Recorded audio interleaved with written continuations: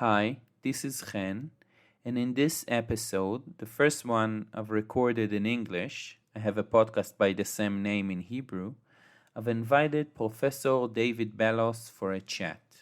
Now, David is, among other things, probably the lead expert on the writing and the life of the French Jewish writer George Perec. This was an exciting talk for me, and we did manage to cover a lot.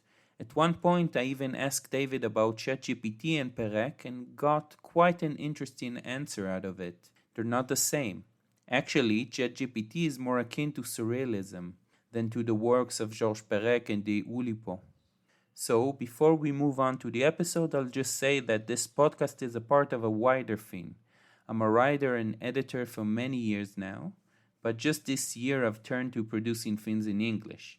So I invite you to my Substack, where I write about the intersection of literature, history, and magic. And I'll put a link in the description, as they say. And now for the first episode of the Library of Babel, a talk about Life, a User Manual by George Perec with Professor David Bellos. Welcome to the first ever episode of my new podcast, the Library of Babel. Now, considering the fact that I wanted for a long time to start a podcast and that my first guest is the author of one of my favorite books, a biography of the French Jewish writer George Perec, I'd say that it's a dream come true. Now, today we're talking about Life, a User Manual by George Perec, a book that my guest also translated into English. But before introducing him, I want to set the scene a bit. So 2 years before publishing his greatest novel, a book that put this author's name on the literary map of the world, Perec published a shorter work, but not less amazing. The book, titled in English, Species of Spaces and Other Pieces, moves through different spaces in the world, the human world, from the page to the room, the apartment to the floor, the building, the street and neighborhood, the city to the world and universe. In each space, Perec lingers, observes, and describes the surface, because there, in the surface of things, and not in some hidden secret or an undeciphered code, the truth of the world lies. Now, in one of the chapters of this book, Perec describes a plan for a novel he's been working on. And he writes, "Project for a novel. I imagine a Parisian apartment building whose facade has been removed so that all the rooms in the front, from the ground floor to the attics, are instantly and simultaneously visible. The novel, whose title is Life, a User Manual, restricts itself, if I dare use that verb, for a project that will finally extend to something like 400 pages, to describing the room thus unveiled and the activities unfolding in them, the whole in accordance with formal procedures, which it doesn't seem necessary to go into detail here." End quote. So I want to talk about this wonderful book, and in order to do that, I've invited Professor David Bellos, who, among other things, wrote the equally wonderful biography, George Perec, A Life in Words. So hi, David, and thank you for joining us today. Thank you for having me. Now, David, I wanted to start by asking about your first encounter with Perec and his writing. What was it that made you interested in Perec? Because as I see from your Wikipedia page, the first book that you've translated is Life User Manual, which is quite a big project to start with as a translator. Yes, it was absolutely crazy, and I wouldn't advise anybody else to follow my example. No. I was a boring 19th century scholar when one day a colleague in my department, I was teaching in Scotland at the time, bumped into me in the corridor and put a paperback in my hand saying, "I couldn't finish this, but you're going to like it." And so I took it home and I went to bed early and started reading. And I was utterly entranced. It was Life, a User's Manual. And I arranged to be ill for the next 2 days so that I could read it to the end. And, you know, you read bad books, good books, exciting books, but only a few times in your life do you read a book that completely captivates you. And I was captivated by the Perec text. And even before I had finished reading it that first time, the idea had formed in my mind that this is a book in French, okay, but it isn't really a French book. It's a book that belongs to the world. It could exist in any language. And that it's eminently, how should I say, it's a global kind, even though it's very particular. It's set in Paris, but the way it's structured, the way it's written, and what it says to us is something that is eminently sort of shareable. So I also formed an entirely erroneous, but not absolutely crazy idea that what was special about the book was that Perec had tried to use every word in the Grand Larousse Illustré, every word in the dictionary, and that there was some kind of a formula going on, enabling him to bring in everything, from anthropology to zoology, from cuisine to do-it-yourself tools, so as to get the whole dictionary into one book. It turns out that was not the actual project, though it's something Perec might have liked to have done, but he didn't actually do it. So that's where it all started for me, with this strong, intense reading experience, and the kind of feeling that, bye-bye, robe grillée, that there was something really new here that could be shared with the world. And when did you decide to translate the book into English? I mean, that came before the biography, obviously. Oh yes, long before. The biography is a consequence of the translation into English. Since when the book was translated into English, there was a lot of talk about it in the press. And at that time, of course, Perec was already dead. And so people turned to me to ask questions about Perec. And I said, well, I don't know very much about him. Your English readers?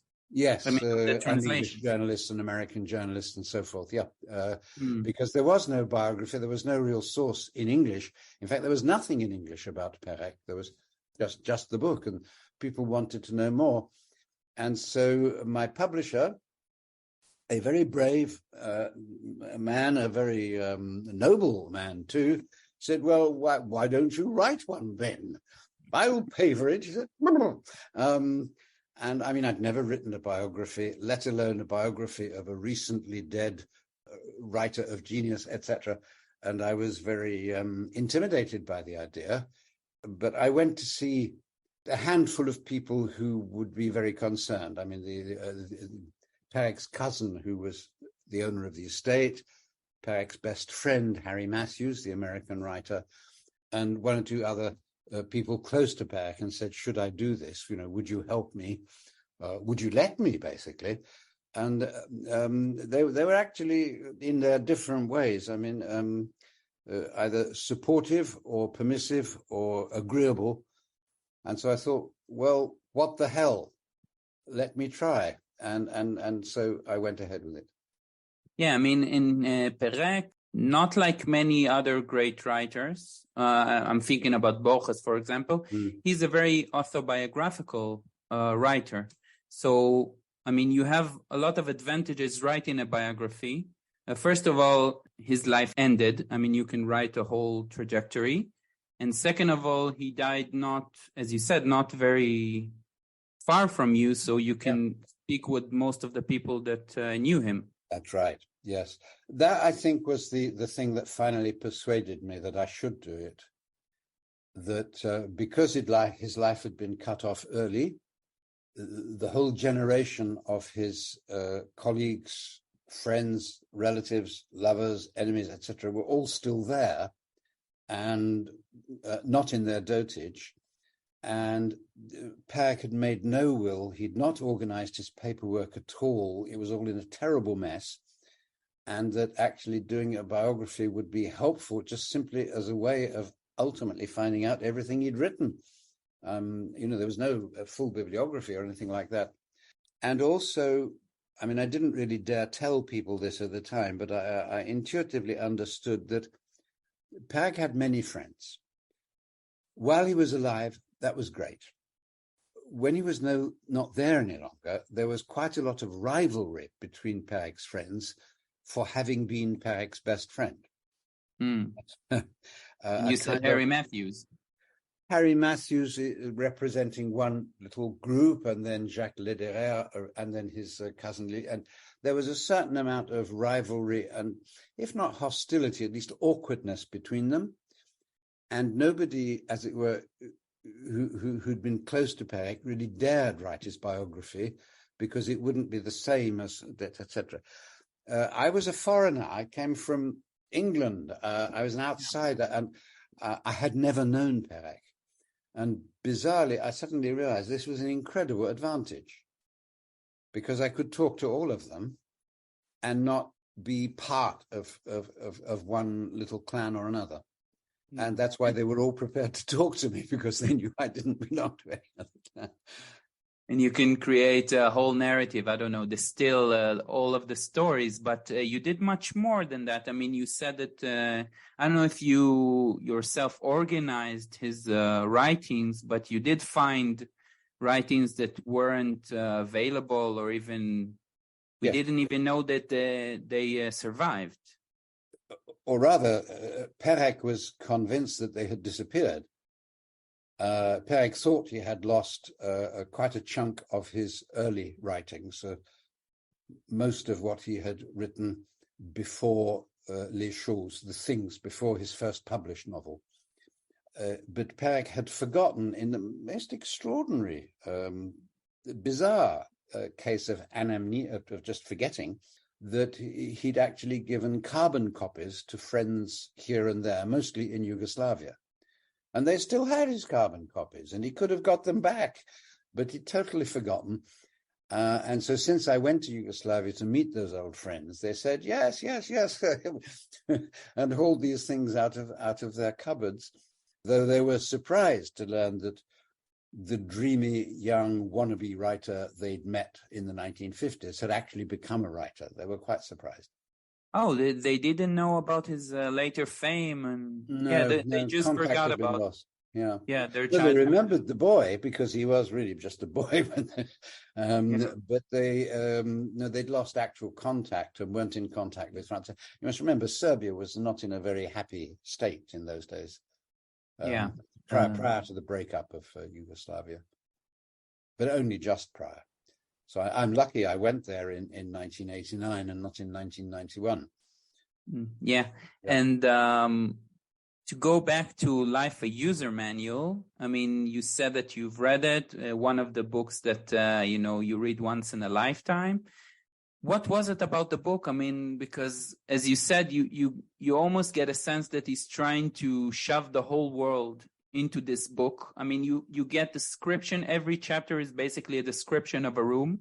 Yes. It all happens in a certain time, in a certain day. A very specific time. Yeah. Yes. Mm-hmm. At about 8 o'clock, he says, about 8 p.m. At a specific date. What was it about the book? Because it's not a usual book. I mean, he could have written a chronological book. It's not at all a usual kind of book. It's a puzzle book. It's a book that puzzles the reader as you go along. And you're quite right. Each chapter is the description of a room together with a story about somebody who lives there or had lived there. It's an enlivening experience because it's not at all like a novel. It's a novel that isn't a novel, if you like, in that it has no timeline. As you say, all the chapters are set within the same few seconds just before 8 p.m. on a particular day in 1975. You don't really realize this until you're way on into the novel. And of course, when you've read the last chapter, it all clicks and it all makes a kind of a sense as to what you've been through. But in the course of going through it, because each chapter describes but also narrates a story, and some of these stories intersect and connect in a narrative way, and some of them connect in a deeper thematic and or more calculated way, you have taken a tour through life in the 20th century, through everything. America, France, Britain, Australia, it's all there. Even Israel.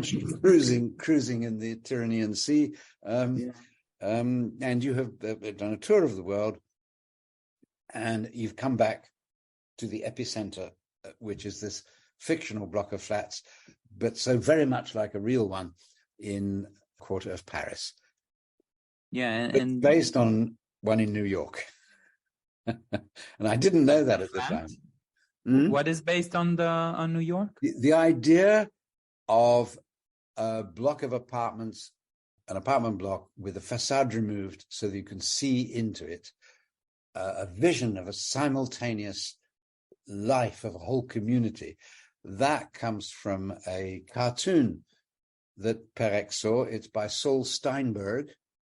And I showed it to you. I'm going to show it to you again, even on a podcast. Your listeners can't hear what I'm showing you. But that's the kind of, as I said, spark of an idea of writing a novel that would be adequate to that extraordinary vision of life in New York, teeming with different details, objects, people, cats, things on the stairwell, and so forth. A kind of encyclopedic novel of an organized fragment of human life. And you write in your biography that the book only has 3 main characters. And now we get probably thousands of stories and hundreds of characters, but only 3 are important in a sense. So, and one of them is the painter that wants to paint the picture of the building. And like so many plans in that novel, he can't finish it. I mean, it's a book about failure and also about revenge in a sense, no? There's a lot of revenge plots. I think the jury is still out on that. There are revenge plots, yes, indeed. Passionate revenge plots. There are stories of lives that end in failure. My favorite one is of the guy who wrote a dissertation on the Spanish church in the 17th century. And after getting a refusal from 37 different publishers, burnt his manuscript in an auto-da-fe in the courtyard of the Sorbonne. Yes, but there are some successful stories. There are some happy stories. There are some stories that turn out fine. So it's not unremittingly gloomy. But yes, Valenne, the painter's project to paint the building in which he lives and which has just been described to us in the novel, we learn in the epilogue, he hasn't really got very far with. And you could take this as a story of a failure, or you could take it as an indirect way for Perec to say, painting doesn't work, but writing does. I, the writer, have described, I have fulfilled Valenne's project for him, but in words. Yeah, it's interesting. And the last chapter of the book is basically the fulfillment. I mean, we get all of the stories that we got in the 98 episodes before, we get simultaneously, and it's almost like we get the picture of all of the people, all of the life teeming in that building. But it doesn't end there. It ends with, the other main character, Bartelbout, who understands that his life's project is not going to be successful again. Well, Bartelbout has died. And indeed, the whole novel you learn in chapter 99, in the last chapter, the entire novel is organized around the moment of his dying. It is a novel of mortality, that life comes to an end, that the end of life is the, as Kuno said, the fatal instant, the instant fatal, the moment of disappearance, which is a kind of ironic reinvention of the novel, since in the tradition of the novel, they tell the story of the hero's life from birth to death, but they spend most of the time in between. Only Tristram Shandy never really gets beyond the moment of conception. James Joyce took the liberty of doing a whole novel around one day instead of the span of a life. Well, and it seems to me Perec has just said, well, why bother even with a day? Let me just take a minute, and you can write as big a novel as you want that happens in just that minute, because that's the point of life ends in death. Has Bartelbout failed? Well, he hasn't failed entirely. He's done most of what he set out to do. He set out to construct his life, since he's a very wealthy man with no particular passions, to construct a life plan, an art of living around something that was achievable, difficult, but not impossible, something that was aesthetic and organized and neat. And he does. I mean, he learns to paint watercolors, for which he has no particular talent, but he learns to do it by application. And then he sets off on a world tour for 20 years, and he paints a watercolor every fortnight, a seascape of one of the places where his yacht has got to. And he sends them back to Paris, and he completes his tour. And there they are, 500 watercolors that have been mounted on a piece of board and cut into a diabolically difficult jigsaw puzzle. And there they are, all lined up in their little boxes on the bookshelf in his nicely appointed apartment, the biggest apartment in the apartment house. And he spends the next 20 years reassembling the puzzles. Well, he doesn't quite make it because his eyesight begins to fail. And also there are evil forces outside trying to get hold of some of these puzzles. So in the end, he's on puzzle number 439 when he finally dies, and that is the moment of the novel's happening. And it's a terrible moment because in the moment of dying, he's reassembled the puzzle, and it's a big one. It's 750-piece one-off jigsaw puzzle of a port scene from Asia Minor. And there's one piece left to fill in the jigsaw puzzle, and it's got a kind of X shape to it. But the piece that this blind old man holds in his hands at the moment of his death isn't shaped like an X, it's shaped like a W. So it means that he's put the damn jigsaw puzzle together completely erroneously. So you could say, yeah, that's a great failure. But you could also say, well, isn't that great? He's done 438 very difficult jigsaw puzzles, just like he set out to. Yeah, but he wanted the puzzle to disappear. I mean, to get destroyed. Yeah. Basically, his life work to disappear without any trace. And the W, it's not a random W. I mean, it's a W by the other third main character, who is Gaspar Winkler, the puzzle maker. And the book opens with a preamble about puzzle making. Yes. I mean, we think we were solving a puzzle all alone, but there's always someone behind us. Is this someone the novelist, George Perec? Well, that's right. You've put your finger on one of the great mysteries of the novel. At the end of the first of that preamble about puzzles, the text says that the great truth about jigsaw puzzles is that when you're the solver, every move that you make, every guess that you make, every little attempt, everything has actually been calculated and planned and laid down in advance by, well, in French it's par l'autre, by the other. The other being the puzzle maker. But in French, autre, it's easy to make a pun on auteur, because they're the same letters, autre and auteur. So it's as if Perec is telling you at the start of his book that you're not going to solve my puzzle because I am in control of every kind of speculation you make, every move you make to make this cohere. There's something quite aggressive about that. Yeah, I've laid it all down. You are in my control. Yeah. I mean, it makes me think about the beginning of Lolita when the psychologists talk about two hypnotic eyes that lurks in the shadows. I don't know. There's someone always watching you and he wants you to feel a certain way. I mean, and I think that you quote Perec in your biography when he says that writing a novel is basically an act of seduction. I mean, you always have to seduce your reader to move forward.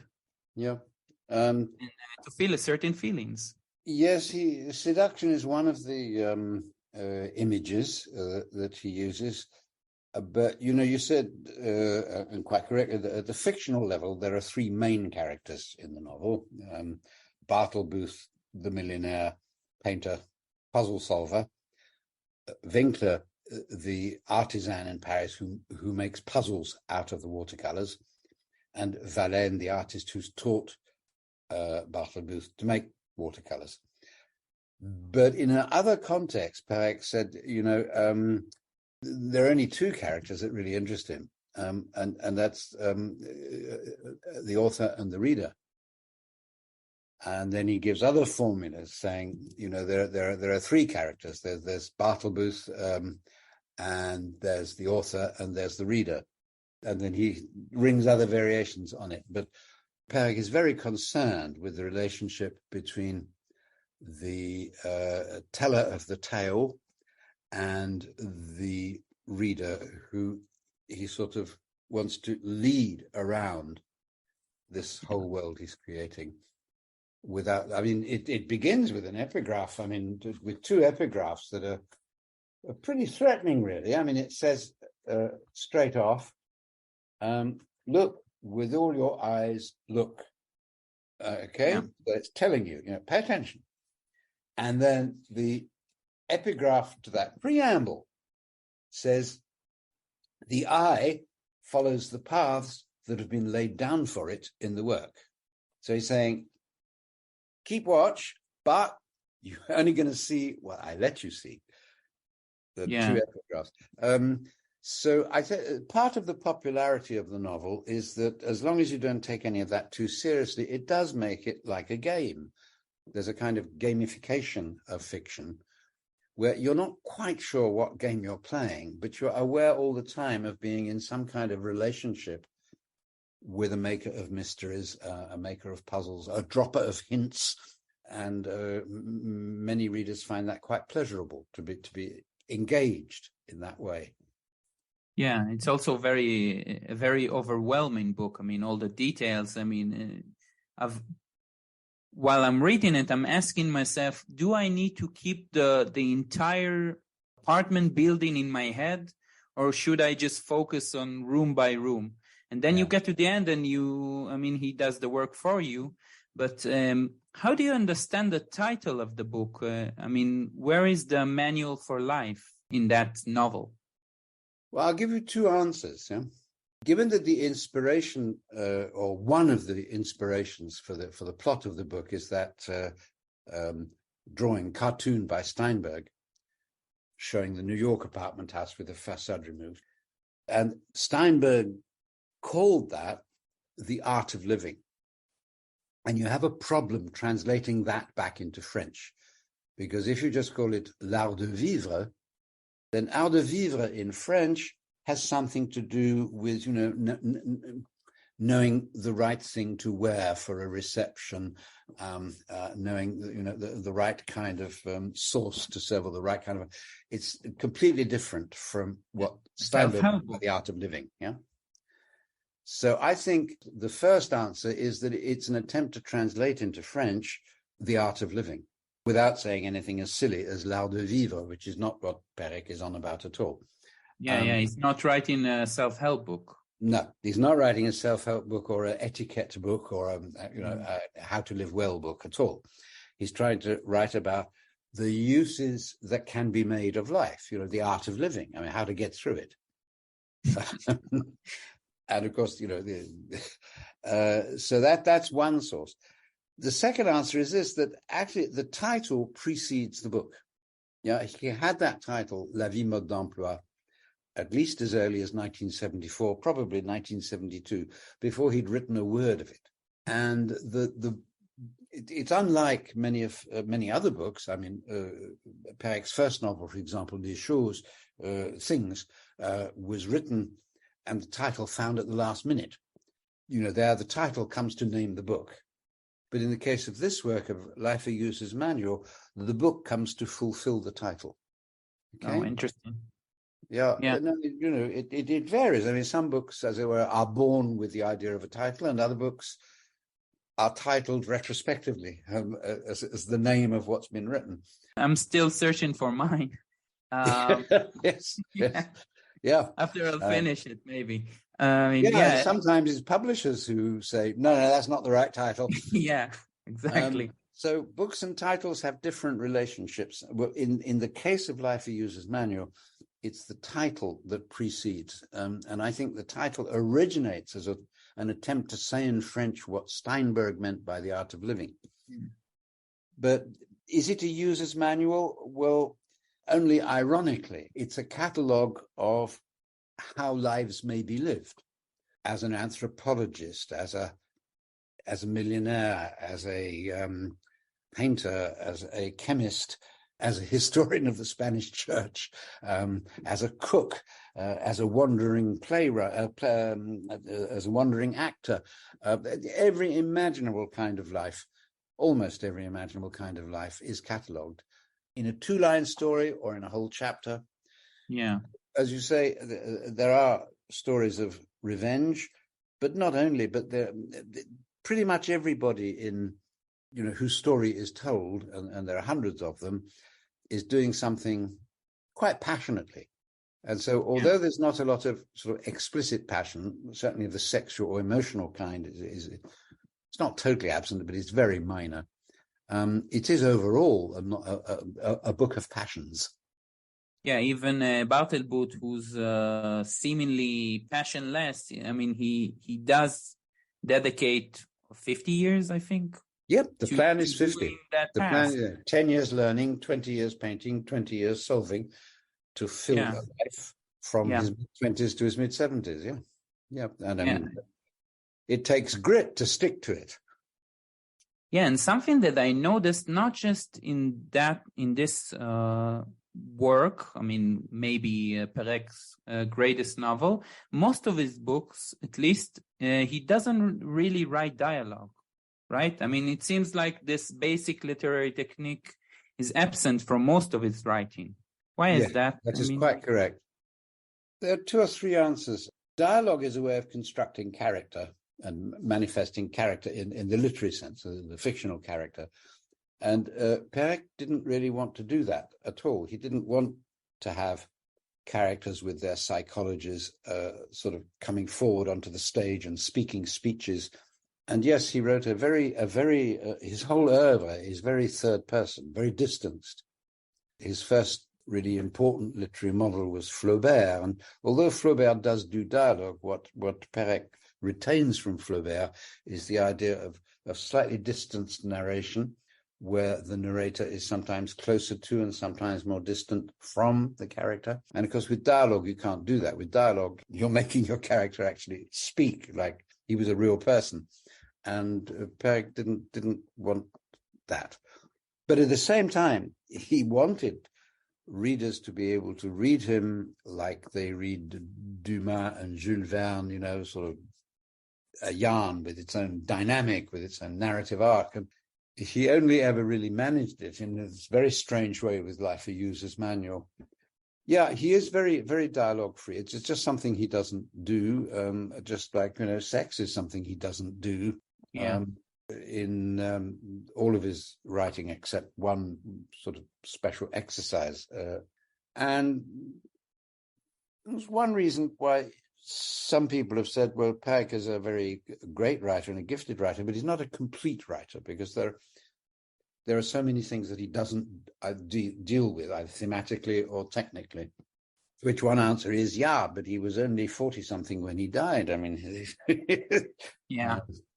He could have had another 50 years, and who knows what else he would have done. He got interested not in dialogue, but in the use of sound in his involvement with German radio. He collaborated with a German translator to produce a set of German radio plays, which are tremendously funny and tremendously worth getting into if you know German. If you don't, it's hard. Yeah. But there, again, they're not characters speaking. It's not, theater for the blind, so to speak.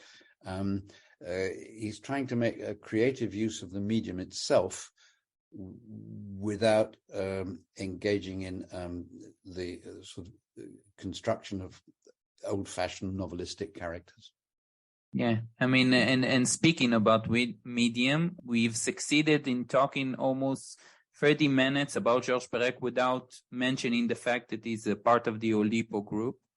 And can a book like Life, a User Manual be written not by a member of Oulipo? Sure. Yeah, I mean, he has so many constraints in it. Well, Oulipo lays no claim to ownership of the devices and schemes and clever things that it invents, and you can be a non-member of Oulipo and write a lipogram and an anagram or whatever you like. There's no that is not a constraint, right? So that's a kind of anecdotal, trivial answer to your question, but there's a deeper one. It's that it's not absolutely clear that Life a User's Manual is an Oulipian novel, in the sense that there were a lot of constraints. Perec delighted in the invention of them, but none of the constraints actually determine or control the actual narrative content of the chapter. So could you have told those stories without knowing the first thing about Oulipo? And the answer is, well, probably yes. That as a novel, it's not an Oulipian object. Perec used Oulipian routines to decide, for example, on the order of the chapters, to, well, not decide, but to determine, without having to make a decision, the distribution of bizarre things like colors and fabrics and small pieces of furniture. But none of the Oulipian constraints have anything to do with the story or the overall tone or the relations between the characters and all the things that you attribute or that make it a novel for your reading experience. Yeah. So you can ask the question, is it an Oulipian novel? And it's not obvious. I mean, the novel that he wrote without the letter E, it's called Avoid in English. Which is the lipogram novel. That is an Oulipian work because there everything grows out of the constraint. Okay, it's a novel about something being missing. Whereas Life a User's Manual doesn't, as far as I can tell, it's bound up with the idea of a constrained life, of a constrained novel within a frame. The frame being the apartment building, but it's not. But the relationship of the more detailed mathematical number jumble constraints to the actual novel is very obscure. Yeah, and I'm thinking about you've mentioned James Joyce, Ulysses. I mean, he does use constraints, but he doesn't. I mean, as far as I know, he doesn't have a system. I mean, each chapter in Ulysses is written with a different style, with with a reference to a body part and obviously to an episode in the Odyssey, but I don't think he has a machine like Perec had to determine which part. I mean, it's there's a lot of decision making that Perec didn't have. Yes. Yeah. Well, yes and no. Yes and no. Perec's machine is hugely impressive. It's even more impressive because he left the notes and the schemes, and they've been published, so you can actually follow it, like playing with a toy train set. But you also notice that Perec actually didn't implement all of the constraints that he set himself, and that certainly after chapter 42, he becomes very picky and choosy as to which of his constraints he bothers to respect. Then you begin to realize why in some chapters, the first paragraph, and in other chapters, the last paragraph, they're very dense descriptive things. And the suspicious recurrences of words like lozenge, square, red, up, down, etc. And you can see, and you begin to get the hang of it, that it's in those paragraphs that he's simply getting rid of a dozen minor constraints all at once, so that it doesn't have to affect the rest of the chapter where he tells the story he wants to tell. So it's very ambiguous. I think that the effect of the constraints on the reader's experience is more like this, that because there are recurring objects that you can't quite get hold of, you can't work out why they recur here and there, you get the feeling that there is some kind of a controlling hand, that things are not there arbitrarily. And so, like me on my first reading, you start developing completely crazy hypotheses as to what it is that's going on. But that is part of the pleasure of reading, of being, as it were, in relationship with an author, with a writer, not exactly trying to be his rival, but trying to get a grip on what it is he's doing to you without ever knowing whether you've succeeded or not. Yeah. I mean, and there's something very interesting that you wrote in your biography that Perec thought about constraints as, I mean, he discovered while using constraints, I think, in a void that he have imagination. I mean, he thought of himself as a writer without an imagination. That's right, yes. It went this way. His very, very earliest work that he didn't even dare show to a publisher was complete fiction. It was about things he didn't know and he'd imagined. And he was told in no uncertain terms by his mentor, Maurice Nadeau, stop it, you're right about what you know. Very good advice to a young writer. Yeah, we know that advice. Yeah. And so he did. And then he got stuck, not exactly in a rut, but in the kind of a role of a commentator of his own generation, a writer about the 30-year-olds in the 1960s. And that's when he started saying, no, I've got no imagination. I can't write, I can't invent stories. And that's right. The encounter with Oulipo and the idea of a very strict constraint somehow just sparked him off and made him realize that if you have such a strict constraint and can beat it and can work with it, then it opens up vast vistas of things that just confronted with a blank sheet of paper you probably would never have thought of in the first place. It's like energies flowing from I don't know, from somewhere, from the language itself maybe. And it's very tempting to see Perec and even Oulipo as forerunner to ChatGPT. What do you think Perec would think about? No? Maybe, but I'm perhaps too old to get my mind around that. I see them much more as a response to surrealism. The surrealist movement was an appeal to the imagination as the supreme value. Well, how do you access the imagination?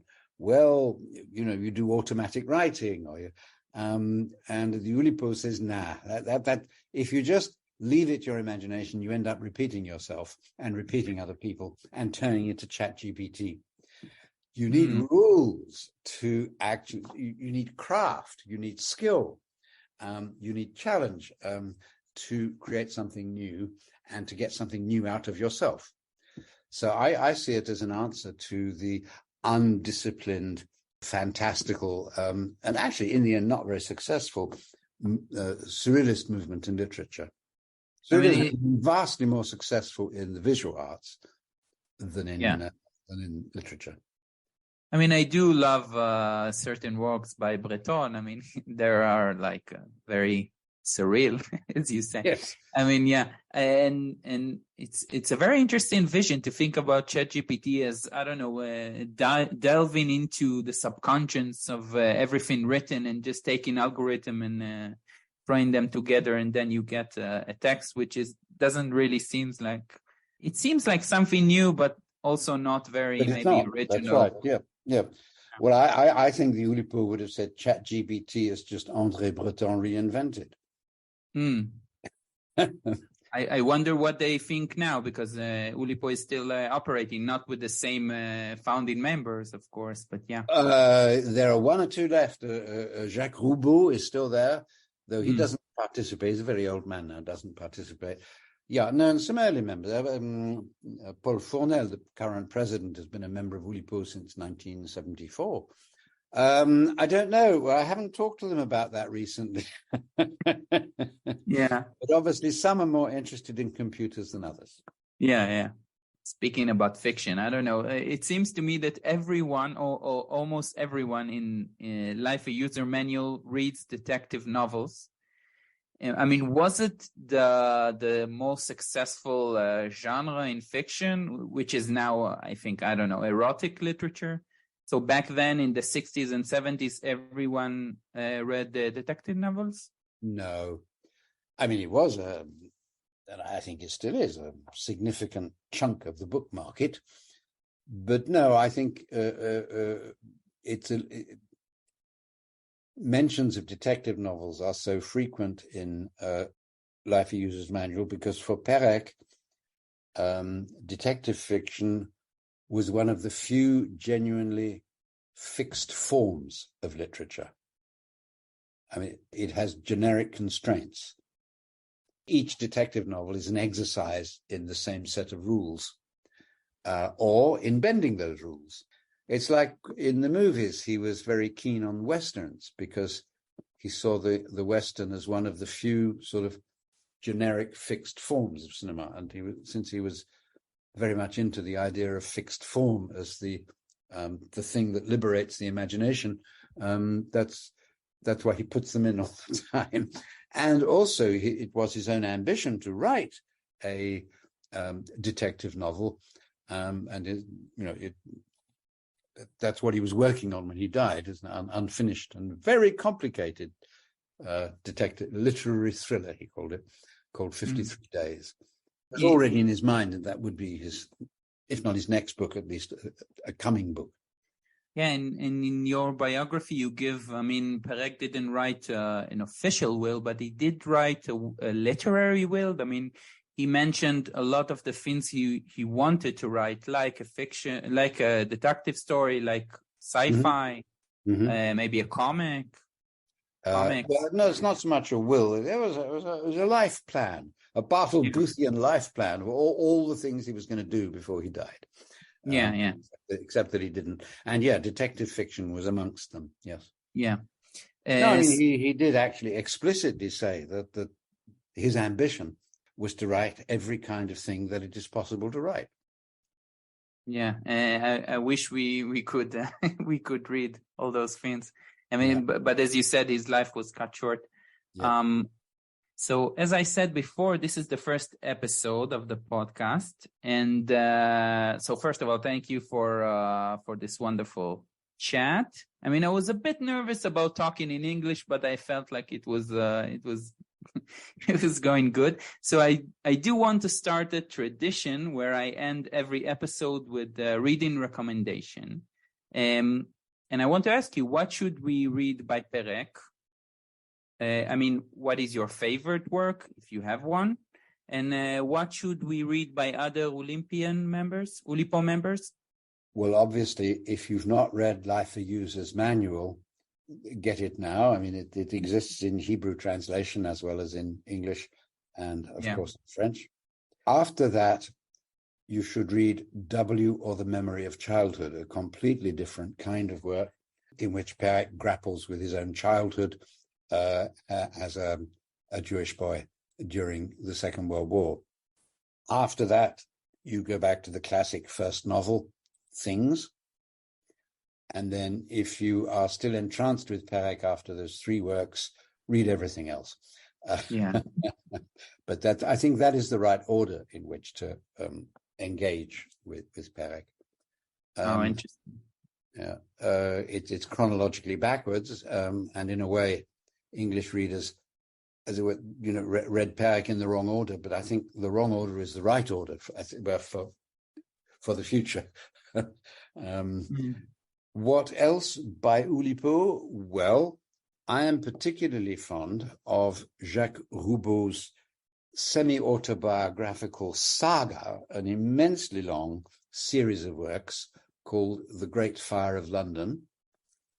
It has many volumes, and it covers many aspects of Jacques Roubaud's brain, which is full of the most wonderful things, including Japanese poetry and, of course, mathematics and the Oulipo, and holidays in Scotland and obscure French countryside games. You learn a vast amount, and it's like a ramble through the best furnished mind of the 20th century. So that I would recommend. But it's a long haul. It's a long haul. I'm also very fond, and I would recommend that they're not easily available in English, the short stories by Paul Fournel, the current president of Oulipo, who is a master of the very short form of the 5 or 10 page story.